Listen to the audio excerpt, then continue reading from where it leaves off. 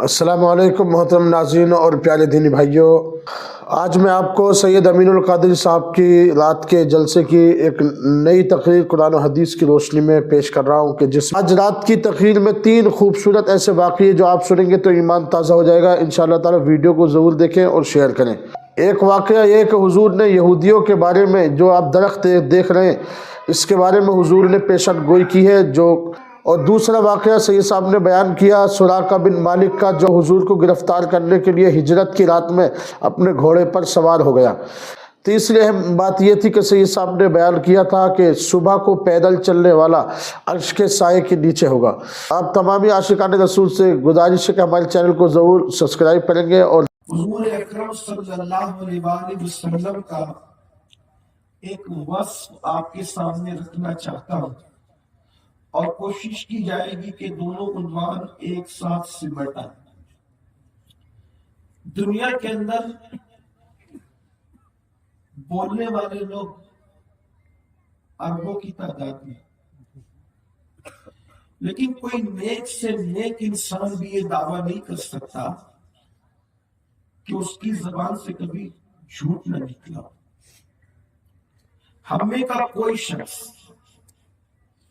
یہ دعویٰ کبھی نہیں کر سکتا کہ میری زبان سے جھوٹ نہ نکلا، لیکن ہم جس نبی کا کلمہ پڑھتے ہیں وہ نبی ایسے سچے ہیں کہ ان کی سچائی کی گواہی ان کے دشمنوں نے بھی دی ہے۔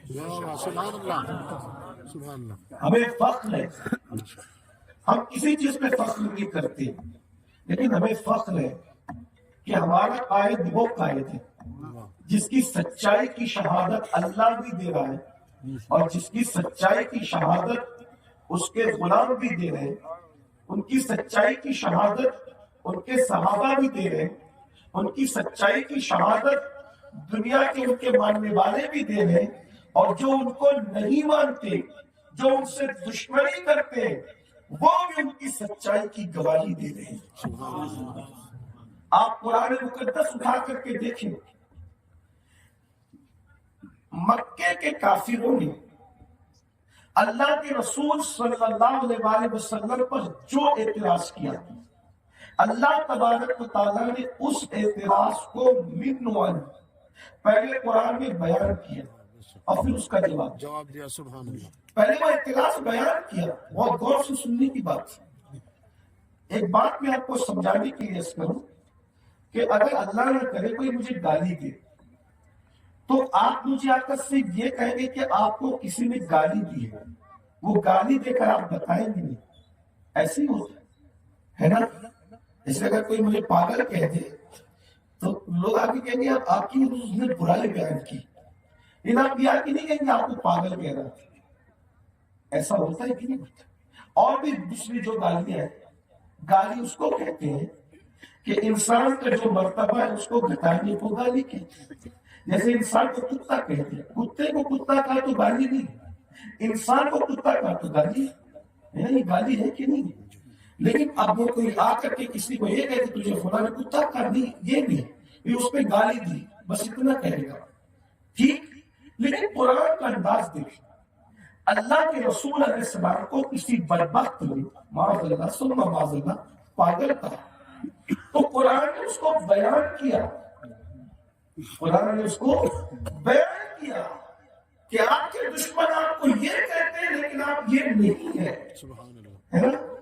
اسی طریقے سے کسی بدبخت نے اللہ کے رسول علیہ السلام کے بارے میں کہا کہ تم پر جادو ہوا ہے، تم مسحور ہو، تم پہ جادو ہوا ہے۔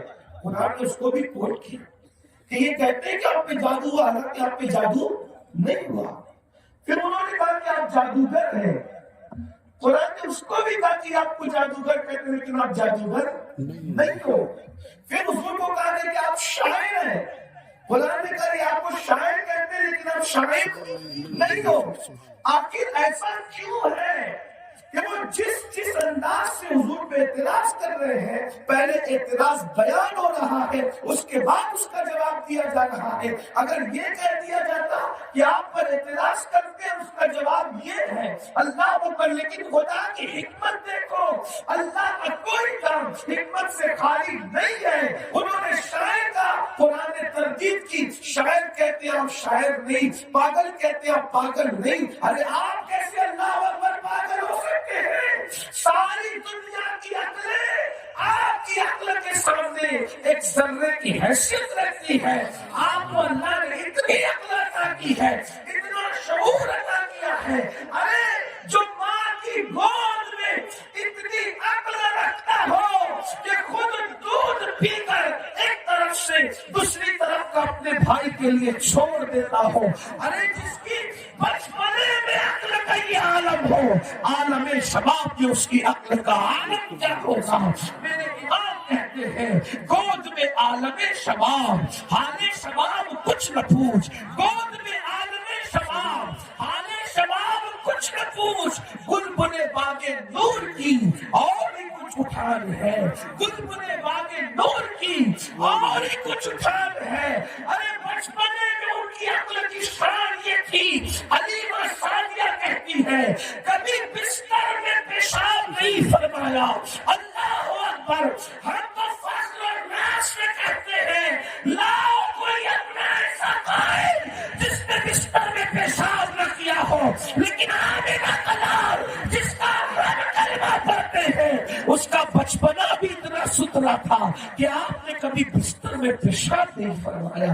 اللہ اکبر. ان کی عقل کا یہ عالم ہے, ان کی شان کا یہ عالم ہے. لیکن ایک بات آپ سے کہنا چاہتا ہوں, اندازہ تو فرمائے. اللہ اکبر. شاعر کا انہوں نے کہا شاعر نہیں, بغیر جو بھی باتیں کہی قرآن نے اس کو بیان کیا کہ آپ نے ایسا کیوں ہوا, ایسا کیوں ہوا. اللہ کے ہر کام میں حکمت ہے. یہ کہا یہ کہا یہ کہا, اس کا جواب آ گیا. لیکن پورا قرآن اٹھا کر دیکھ لیں, نبی کے کٹر کٹر دشمن تھے, جان کے تک دشمن تھے.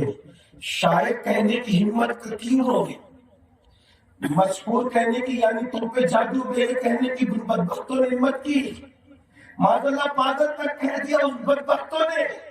لیکن قرآن نے سب بیان کر کے جواب دیا. کیوں؟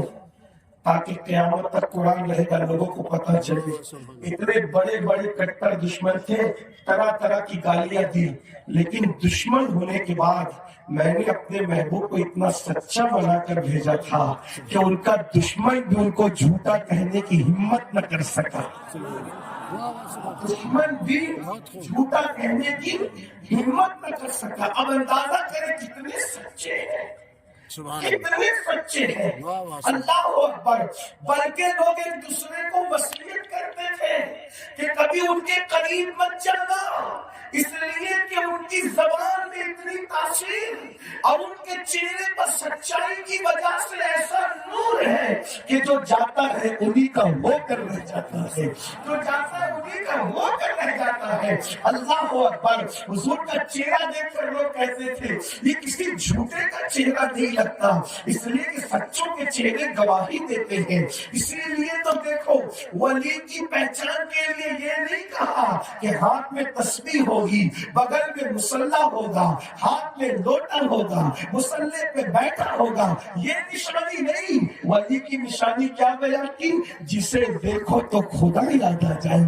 میرے آقا علیہ الصلوۃ والتسلیم کے پیارے دیوانوں, اندازہ کریں جس نے اپنی پوری زندگی کے اندر سچ سچ سچ کے سوا کچھ نہیں کہا, بلکہ قرآن ان کے کہنے کو بیان کرتا ہے. وَمَا يَنطِقُ عَنِ الْهَوَىٰ إِنْ هُوَ إِلَّا وَحْيٌ يُوحَىٰ. وہ جو کچھ کہتے ہیں اپنی مرضی سے نہیں کہتے, وہ جو کچھ کہتے ہیں اپنی مرضی سے نہیں کہتے, بلکہ وہ کیا کہتے ہیں ان پر وحی کی جاتی ہے تو وہی وہ کہتے ہیں. یعنی یوں کہہ لیں کہ زبان ان کی ہوتی ہے, کلام خدا بند قدوس کا ہوتا ہے, ان کی زبان سے رب کا کلام جاری ہوتا ہے. اب آپ سے میں پوچھنا چاہتا ہوں کتنے سچے ہیں؟ ان کی سچائی کو کافر بھی مان رہا ہے, ان کی اور اس دور کا نہیں, اس دور کا کافر بھی ان کی سچائی پر کس طرح یقین رکھتا ہے, ذرا غور کر لیں. اب میں آگے آؤں. اللہ کے رسول علیہ السلام نے فرمایا کہ قیامت کے قریب یہودی جہاں چھپے گا, قیامت کے قریب یہودی اسرائیلی جہاں چھپے گا, پتھر کے پیچھے چھپے گا تو پتھر کہے گا کہ میرے پیچھے یہودی چھپا ہے, اس کو قتل کرو. اس کو ختم کرو. درخت کے پیچھے چھپے گا تو ہر درخت، نیل کا درخت، یہ درخت، وہ درخت، دنیا میں جتنے درخت سب کے نام لے لیجیے، سارے درخت کہیں گے میرے پیچھے یہودی چھپا ہے، یہ بدبختوں نے بہت ظلم کیا، ان کو ختم کرو. پتھر کے پیچھے چھپے گا تو پتھر بتائے گا، درخت کے پیچھے چھپے گا تو درخت بتائے گا، دیوار کے پیچھے چھپے گا تو دیوار بتائے گی. لیکن ایک درخت ایسا ہے جس کو گرکت کا درخت کہتے ہیں، وہ گرکت کا درخت جو ہے وہ نہیں بتائے گا، اور یہودی گرکت کے درخت کے پیچھے چھپ کر کے پناہ لیں گے. یہ کس نے کہا؟ کس نے کہا؟ ہمارے نبی. آج یہودی کثرت سے گرکت کے درخت لگا رہے. توجہ کریں، کیوں؟ ہمارے نبی نے فرمایا، ان کو یقین ہے کہ یہ نبی جھوٹا نہیں. بے شک سبحان اللہ. آپ غور کریں. اسی طرح بہت ساری تحقیقات، بہت ساری اسلام سے چرائی اور اپنے نام سے پیش کر دی، لوگوں نے عمل کر دی. تو جلدی جلدی سے بات کو آگے بڑھائیں گے، لیکن توجہ کریں، آپ بہت اچھے سے سننے والے لوگ ہیں ماشاءاللہ. توجہ فرمائیں. اس وقت ہر ڈاکٹر، ہر حکیم، شوگر ہو، بلڈ پریشر ہو، بیماری ہو، کیا کہہ رہے ہیں؟ صبح پیدل چلو، صبح پیدل چلو، صبح پیدل چلو. بولو سب صبح پیدل چلوا رہے کیوں؟ اور مسلمان تو سوتا پڑا رہتا ہے صبح، دوسری ساری قوم چلتی رہتی ہے. میں نے گجرات میں دیکھا، مہاراشٹر میں دیکھا، ایم پی میں دیکھا، اکثر دوسری قوموں کے لوگوں کو صبح چلتے دیکھا، اور جو صبح چلتے ہیں ان کو تندرست نہیں پایا. آپ سے پوچھتا ہوں کہ صبح چلنے کا تصور کس نے پیش کیا؟ صبح چلنے کا تصور سب سے پہلے کس نے پیش کیا؟ اللہ کے رسول صلی اللہ علیہ وسلم فرماتے ہیں کہ 7 قسم کے لوگ عرش کے سائے میں ہوں گے. ان میں سے ایک بندہ وہ بھی ہے جو صبح کو پیدل مسجد جاتا ہے. تو صبح کو پیدل، ظہر کے وقت پیدل مسجد جانے کی بات نہیں کی، عصر کے وقت پیدل مسجد جانے کی بات نہیں کی، مغرب کے وقت پیدل مسجد جانے کی بات نہیں کی، عشاء کے وقت پیدل مسجد جانے کی بات نہیں کی. کیا فرمایا؟ جو صبح کو پیدل فجر میں جائے گا عرش کے نیچے جگہ پائے گا. پتا چلا صبح کے چلنے میں کوئی تو حکمت تھی کہ نبی اپنی امت کو پیدل چلوا رہے تھے، لیکن اس امت نے دھیان نہیں دیا. دوسروں نے یقین کیا کہ صبح نبی کیوں چلا رہے ہیں، اور انہوں نے تحقیق کی تو پتا چلا صبح کا چلنا بیماریوں سے نجات کا سبب بنتا ہے، انسان کو صحت مند کر دیتا ہے. سب چل رہے، تم نہیں چل رہے ہو. پتا چلا سب سے سچا نبی تمہیں ملا. میرے نام کہتے ہیں سارے اچھوں میں اچھا، سمجھیے جسے ہے اس اچھے سے اچھا ہمارا نبی. سارے اونچوں میں اونچا، سمجھیے جسے ہے اس اونچے سے اونچا ہمارا نبی. خلق سے اولیاء، اولیاء سے رسول، اور رسولوں سے اعلیٰ ہمارا نبی. یاد رکھو اللہ کے رسول صلی اللہ علیہ وسلم جو کہتے ہیں سچ کہتے ہیں. سبحان اللہ سبحان اللہ. ایک بات اور یاد آ گئی تو کہہ دوں، صحابہ کو حضور کے سچا ہونے کا کتنا یقین تھا. سراقہ بن مالک ہجرت کی رات اونٹوں کی لالچ میں، سونے کی لالچ میں حضور کو گرفتار کرنے چلے گئے. اللہ کے رسول علیہ السلام نے دیکھا کہ سراقہ آ رہے ہیں، زمین کو حکم دیا اس کے گھوڑے کے پاؤں پکڑ لے. گھوڑے کے پاؤں زمین میں دھس گئے. انہوں نے معافی تلافی کی، چھوڑ دیا. دوبارہ پھر نیت خراب ہوئی، پھر پیر دھس گئے. حضور اب نہیں کروں گا. وہ سراقہ سونے کی لالچ کرتا ہے، اور کلمہ پر حق کی طرف آ، میں تیرے ہاتھوں میں کسرا کے کنگن دیکھ رہا ہوں. سراقہ کلمہ پڑے، مسلمان ہو گئے. کسرا کہتے ہیں ایران کے بادشاہ کا لقب تھا کسرا. کسرا کے کنگن. حضور اکیلے ایک صحابی کو ساتھ میں لے کے وطن چھوڑ کر پردیس جا رہے، پردیس کو اپنا وطن بنانے جا رہے. اور سراقہ کو کہتے تیرے ہاتھوں میں سونے کے بادشاہ ایران کے کنگن میں تیرے ہاتھ میں دیکھ رہا ہوں. یعنی کیا؟ اے سراقہ ایران فتح ہوگا، ایران کے بادشاہ کے کنگن مالے غنیمت میں آئیں گے اور وہ تیرے ہاتھوں میں پہنائے جائیں گے. میں وہ منظر کو ابھی دیکھ رہا ہوں. صحابی نے یہ نہیں کہا آپ تو اکیلے جا رہے، کوئی آپ کے ساتھ نہیں ہے اور آپ ایران فتح ہونے کی بات کر رہے. نہیں کہا. صحابہ کو یقین اچھا وہ سراقہ، پہلی بات تو یہ کہ ایمان لانے کے بعد اگر سراقہ یہ بات مانتے تو بھی بہت بڑی بات تھی، ہاں لیکن یہ بات تو ایمان لانے سے پہلے تھی۔ بے شک جو تیرے ہاتھوں میں سونے کے کنگن، کسرا کے کنگن دیکھ رہا ہوں، اسی بات پر تو ایمان لائے۔ مطلب سراقہ جب مسلمان نہیں تھے تب بھی ان کو اتنا یقین تھا بے کہ یہ جو کہہ رہے ہیں غلط نہیں کہہ رہے، اور اسی پر تو وہ ایمان لائے۔ اور ایمان لا کر نبی پر اتنا یقین تھا۔ حضور جب ہجرت کر رہے تھے تو حضور علیہ السلام کی عمر شریف کتنی تھی؟ اگر آپ کو بات سمجھ میں آئی تو میری بات کا جواب دے، کتنی تھی؟ 53 سال تھی۔ ہجرت کے وقت حضور علیہ السلام کی عمر شریف کتنی تھی؟ بولو کتنی تھی؟ اگر سردی کا اثر آپ پر نہیں تو بولے کتنی تھی؟ 53 سال۔ 63 سال میں حضور کا پردہ ہوا۔ بولو یہ واقعے کے بعد حضور کتنے سال حیات ظاہری طور پہ حیات رہے؟ 10 سال۔ 10 سال حضور علیہ السلام کے، 2.5 سال سیدنا فاروق کے، 2.5 سال سیدنا صدیق اکبر کے، اور اس کے بعد تقریباً کم و بیش 8-9 سال سیدنا فاروق اعظم کے، اور ٹوٹل کتنے سال ہو گئے؟ 10 سال ان کا پیریڈ ہے۔ لیکن چونکہ انہی کی حیات میں اعلان فتح ہوا تھا تو 7-8 سال اس کو بھی پکڑ لیجئے، یعنی 20 سال کا عرصہ بیتا۔ 20 سال تک کے اعلان فتح نہیں ہوا، بلکہ ایک مرتبہ اعلان فتح ہونے سے پہلے سراقہ اتنے بیمار پڑ گئے کہ جینے کی امید ختم ہو گئی۔ فاروق اعظم اس وقت امیر المومنین تھے، اس وقت وہ خلیفۃ المسلمین تھے۔ آپ کو پتا چلا سراقہ سیریس ہے، بیمار ہے، بچنے کی امید نہیں ہے۔ سراقہ کے پاس آ کر فاروق اعظم بیٹھ گئے، میرے بھائی سراقہ تیری جو آخری خواہش ہو مجھے بتا دے، میں پوری کر دوں۔ کوئی وصیت ہو تو وہ بتا دو، کوئی قرضہ ہو تو وہ بتا دو، سب پوچھ لیا۔ سراقہ بیمار تھے، اٹھنے کی طاقت نہیں تھی، اٹھ کے بیٹھے اور کہنے لگے امیر المومنین یہ آخری خواہش، یہ نصیحت، یہ وصیت، یہ قرضہ مرضہ پوچھنا اس سے کیا جاتا ہے جو مرنے والا ہوتا ہے۔ یاد رکھیے میں مروں گا نہیں، مروں گا نہیں۔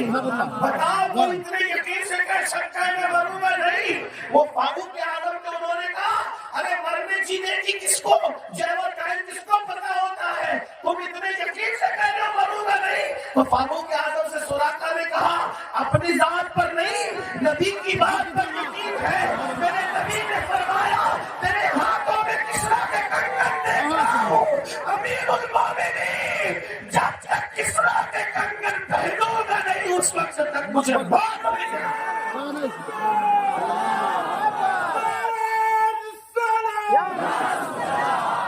جب تک کسرا کے کنگن پہنوں گا نہیں اس وقت تک موت نہیں آ سکتی۔ اور اللہ اکبر، دنیا نے دیکھا سراقہ شفا یاب ہوئے، ایران فتح ہوا، مال غنیمت مسجد نبوی میں ڈھیر کی شکل میں لگایا گیا۔ جب بھی غنیمت کا مال آیا فاروق اعظم نے ایک نظر بھی اٹھا کر نہیں دیکھا، لیکن اب کی مرتبہ فاروق اعظم مال کے ارد گرد چکر لگائے۔ لوگوں نے کہا کیا ہوا؟ کہا میرے نبی نے کہا تھا کسرا کے کنگن سراقہ پہنے گا، تو ایران فتح ہوا تو غنیمت پہ کنگن ضرور آئے۔ جو نبی نے کہا نا، بھائیو بادشاہ کنگن پہن کے بھاگے گا کہ کنگن اتار کے بھاگے گا؟ لیکن نبی نے کہہ دیا کہ کنگن آئیں گے تو کنگن آئیں گے، اور کنگن آئے۔ فاروق اعظم نے وہ کنگن نکالے اور نکال کر سراقہ کو اپنے ہاتھوں سے پہنایا۔ اب سراقہ سوچ رہے ہوں گے اب تک زندگی کی گارنٹی تھی جب تک کنگن نہیں پہنا تھا، کیونکہ نبی نے کہا تھا تیرے ہاتھوں میں کسرا کے کنگن دیکھ رہا ہوں۔ اب زندگی کی گارنٹی ختم ہو گئی ہے کیونکہ کسرا کے کنگن ہاتھ میں آ گئے۔ آپ سے پوچھتا ہوں تقریر کا دوسرا اور آخری نقطہ، اینڈ کی طرف، انہیں نبی کی بات پر اتنا یقین تھا، کیا ہمیں بھی ہے؟ اللہ بتاؤ۔ اور جو نبی پر اتنا یقین نہ کرے وہ کچھ بھی ہو سکتا ہے مگر مومن نہیں ہو سکتا۔ بولو نبی کی بات پر اتنا یقین ہے؟ اب آپ سے پوچھتا ہے تھوڑی دیر، اب اپنے ضمیر کی عدالت میں آپ اور ہم سب کھڑے ہیں، کافر یقین کرے نبی پر؟ کافر یقین کرے نبی پر؟ دوسری قومیں یقین کریں نبی پر، اور نبی پر یقین کرنے کا نام ہی تو ہماری ذمہ داری ہے، ایمان اسی سے ملے گا۔ کافر تو اس اعتبار سے یقین کرنا ہے کہ ان کے اخلاق کردار کو دیکھا، وہ نبی نے جب ماننا ہے نہیں ماننا اس کا اپنا معاملہ ہے، لیکن ہم نے تو نبی مانا ہے نا، واہ واہ سبحان ہمارا تو یقین ہونا چاہیے۔ بلکہ بات جملہ کہوں، ہمیں اپنی ماں کا بیٹا ہونے پر جتنا یقین ہے، ماں کا بیٹا ہونے پہ بہت یقین ہوتا ہے، سب سے یقینی بات ماں کا بیٹا ہونے پر ہی ہے، لیکن ایک جملہ کہوں گا، ہمیں اپنی ماں کا بیٹا ہونے پہ جتنا یقین ہے اس سے زیادہ یقین اپنے نبی پر ہونا چاہیے۔ کیا یقین ہے؟ اگر ہے تو ایک حدیث پڑھ رہا ہے، اگر یہاں یہ بات کوئی کھڑا ہو کے کہہ دے، مولانا صلاح الدین صاحب یا دیگر علماء، میں نام نہیں جانتا سب کے، قاری رضوان صاحب، مولانا ندیم، جو بھی ہو، کھڑا ہو کر کے کہہ دے اور شیر آ رہا ہے، کوئی کھڑا ہو کے کہہ دے، عالم مفتی سید صاحب پیر اور شیر آ رہا ہے، بولو سب اٹھ کے بھاگو کی نہیں بھاگو گی، بھاگو کی نہیں بھاگو گی، جو صحیح ہے وہی بولو، بھاگو کی نہیں بھاگو گی، بھاگ جائیں گے۔